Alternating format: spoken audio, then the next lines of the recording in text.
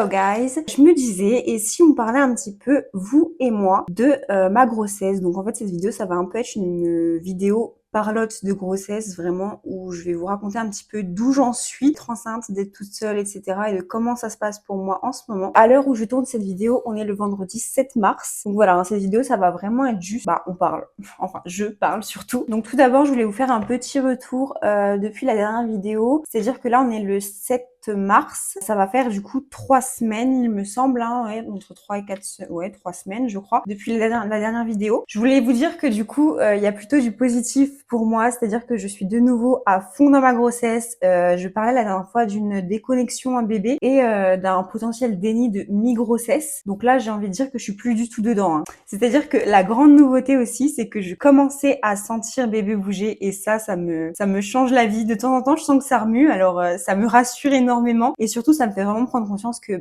il est là quoi et que je suis pas toute seule et donc ça c'est vraiment génial pour me remettre à fond dans la grossesse. Donc on est le 7 mars et j'en suis maintenant à 21 semaines d'aménorrhée, ce qui correspond à peu près à 5 mois de grossesse, hein, pour ceux qui sont pas très bons en conversion. Je pèse maintenant 65 kg et demi, je suis actuellement à plus 3,5 kg depuis le début de la grossesse.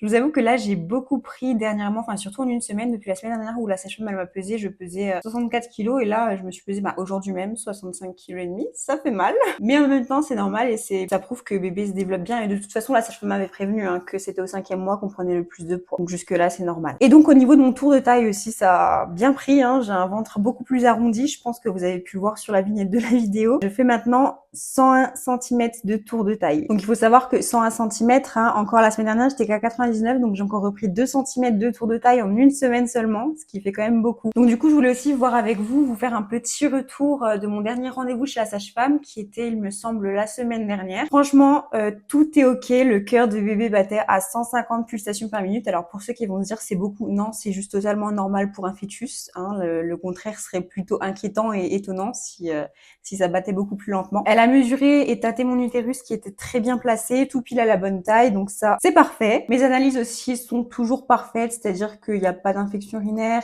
je fais pas de diabète, j'ai toujours pas contracté la toxoplasmose. Tant mieux, la rubéole, etc. Non, je suis toujours nickel. On a aussi parlé du fait que je voulais accoucher, du coup, et pas juste à côté de chez moi, c'est à peu près à 1 heure de chez moi. Et donc, en fait, vu que la sage-femme qui me suit, c'est une sage-femme qui est en libéral, il va falloir faire le relais. Normalement, ça se passe au 7e mois auprès de la maternité pour que mon dossier soit déjà là-bas, quoi. Sauf que vu que j'ai une petite particularité et que j'ai du coup un traitement psychiatrique, elle m'a prévenu qu'il voudrait certainement me voir plus tôt. Donc il fallait qu'elle les appelle et du coup elle les a appelés suite à notre rendez-vous. Elle m'a rappelé l'après-midi même pour me dire qu'effectivement ils voulaient me voir plus tôt pour que je sois bien prise en charge et qu'on puisse mettre tout de notre côté pour que ça se passe au mieux le suivi du coup à la maternité. Donc ils veulent me voir à partir du mois de mars. J'ai pris rendez-vous, elle m'avait donné le numéro pour prendre rendez-vous. Le souci c'est que j'ai passé 1 heure d'attente au téléphone, mais vous vous rendez compte, 1 heure c'est énorme. Moi j'ai fini par raccrocher, j'avais d'autres choses à faire derrière et sur leur bande musicale, ils disaient qu'on pouvait prendre rendez-vous sur internet. C'est du coup ce que j'ai fait. Je sais pas si j'ai bien fait parce que je sais pas si j'ai coché les bonnes cases, parce que du coup j'ai pas pu parler de mon cas particulier, etc. Mais en tout cas le rendez-vous est pris. J'ai rendez-vous le 31 mars à la maternité et donc j'expliquerai mon cas là-bas et s'il faut ils me redirigeront vers les bonnes personnes. Alors qui dit suivi à la maternité ne dit pas que le suivi avec ma sage-femme va s'arrêter. Pour l'instant elle m'a dit on continue de se voir au mois de mars, il y a pas de souci, on verra ensuite ce qu'il en est, mais pour l'instant on continue de se voir tous les mois. Donc ça il y a pas de souci à ce niveau-là. Alors là je suis un peu dans un état d'impatience, un peu voire même un peu beaucoup, parce que on est du coup le 7 mars et j'ai ma deuxième l'échographie du 2e trimestre, donc la T2, qui est dans 10 jours. Donc le 17 mars, ça tombe un lundi et j'ai vraiment trop hâte d'y aller pour être sûre que tout va vraiment bien, même si la sage-femme dit que tout va bien, mais vu qu'elle me fait pas des échos tous les mois, voilà, être sûre qu'au niveau morphologique et ça, tout se passe toujours bien. J'ai trop hâte de revoir sa petite tête, réentendre les battements du cœur évidemment, même si ça je les entends déjà tous les mois et c'est déjà super rassurant. Et surtout, qui dit T2 dit que je vais enfin savoir le sexe du bébé de façon sûre et certaine. J'avais déjà une estimation jusque-là, mais ça ne reste qu'une estimation de la première échographie. Donc là, on va le savoir de façon sûre et certaine et j'ai trop hâte. Voilà, il y a juste un truc du coup au niveau de la grossesse, surtout pour la suite, au niveau de l'accouchement, etc., qui me chagrine un petit peu, c'est qu'en fait, j'ai appris que, parce qu'il faut savoir que moi, je comptais vraiment allaiter mon enfant et c'est quelque chose qui m'est essentiel pour moi. J'ai vraiment envie d'allaiter mon enfant. malgré tout, je vais peut-être pas pouvoir le faire parce que mes médicaments, en fait, j'aurais un médicament qui gênerait un peu l'allaitement, qui serait pas très compatible avec l'allaitement. Donc maintenant, à voir, est-ce que je vais essayer avec le psychiatre de changer de molécule pour que on puisse faire l'allaitement, ou est-ce que je vais abandonner l'allaitement? En fait, c'est vraiment une grosse question parce que même si je comptais vraiment allaiter, je me dis, est-ce que vraiment je vais prendre le risque de déranger la stabilité que j'ai enfin trouvée, de potentiellement devenir beaucoup moins stable et de potentiellement rechuter parce qu'on ne retrouvera pas une bonne molécule aussi bonne que celle-ci pour allaiter mon bébé, sachant qu'avec l'accouchement, je vais déjà avoir la chute d'hormones, la fatigue, etc. Donc, est-ce que je vais vraiment prendre ce risque ou est-ce que juste, tant pis, je laisse tomber et puis je ferai la tétée de bienvenue dans tous les cas, ça c'est sûr. La sage-femme m'a dit qu'il n'y avait aucune contre-indication pour la tétée de bienvenue. Pour ceux qui savent pas ce que c'est, la tétée de bienvenue, c'est la toute première tétée du bébé parce qu'en fait, c'est encore pas totalement du lait. C'est alors j'ai pas le terme, un liquide qui est super bon pour les bébés au niveau des anticorps, etc. Donc moi, c'est sûr que je veux la faire. Après, si malgré tout, je peux pas allaiter pour la suite, et ça sera le biberon et ma foi, tant pis. Alors, ensuite, on va passer au fait que je sois seule dans ma grossesse. Voilà, donc il faut savoir que ce bébé n'aura pas de papa. Malheureusement, je ne raconterai pas cette histoire parce que c'est quelque chose qui m'est très personnel. Mais le père de l'enfant, si je peux utiliser le mot père encore, le géniteur de l'enfant ne reconnaîtra pas cet enfant et ne sera pas présent dans sa vie. Donc je vis cette grossesse absolument seule. Enfin, quand je dis seule, je suis quand même entourée de ma famille et de mes amis, mais je veux dire en parent, je suis seule, quoi. Donc voilà. Donc finalement, je vous avoue que comment moi je vis ça, c'est-à-dire que évidemment ça apporte son lot d'angoisse supplémentaire, notamment pour la suite. Encore la grossesse se passe très bien, donc j'ai aucun souci avec ça, mais pour la suite, c'est-à-dire il y aura que moi qui vais me lever la nuit, je vais être toute seule. Est-ce que je vais pas craquer? Est-ce que je vais pas être trop fatiguée? Est-ce que je vais assurer? Est-ce que je vais... Enfin voilà, ça apporte tout un tas d'angoisse et de questionnements. Malgré tout, je vis un peu au jour le jour, j'essaye de pas trop m'inquiéter avec ça, de me dire que de toute façon, je ferai de mon mieux et que ça pourra que être le mieux, je pense. Et aussi, ça apporte le fait que, ce qui me manque un petit peu, du coup, c'est pour la grossesse vraiment, c'est que j'ai personne avec qui partager la joie de devenir parent. Enfin, je peux la partager avec mes amis, avec mes parents, etc.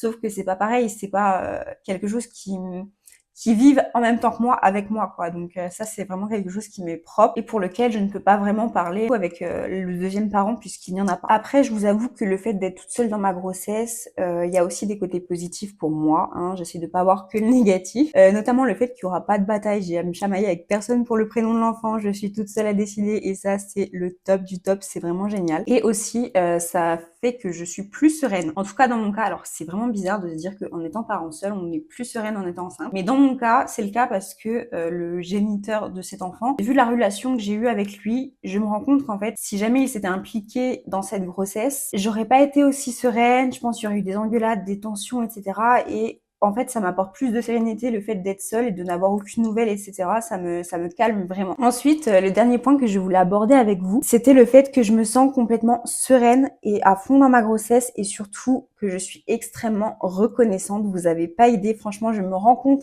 vraiment de la chance que j'ai. C'est-à-dire que j'ai un bébé qui est en bonne santé, qui bouge, donc ça me rassure, mais surtout, le plus important, qui est en bonne santé pour l'instant, il n'y a aucune anomalie, rien du tout. Moi aussi, je suis en parfaite santé. Bon, on parlera pas du premier trimestre parce que là, c'était une catastrophe, mais autrement, moi aussi, maintenant, à l'heure actuelle, je suis vraiment en bonne santé et j'ai pas tant d'aléas de grossesse que ça, si ce n'est les hormones, les boutons, les sautes d'humeur, un petit peu de temps en temps, comme une femme enceinte, quoi. Mais autrement, j'ai pas tant d'aléas que ça, donc franchement, c'est cool. Le risque de trisomie 21 est très, très, très, très faible, c'est-à-dire que j'étais à moins d'un cas sur 10 000 et n'a aucun risque au niveau de la trisomie 21. Donc ça, c'est aussi un énorme soulagement. Je suis enfin dans ma vie pour la première fois heureuse et stable. Vraiment, j'ai réussi à trouver une stabilité d'esprit.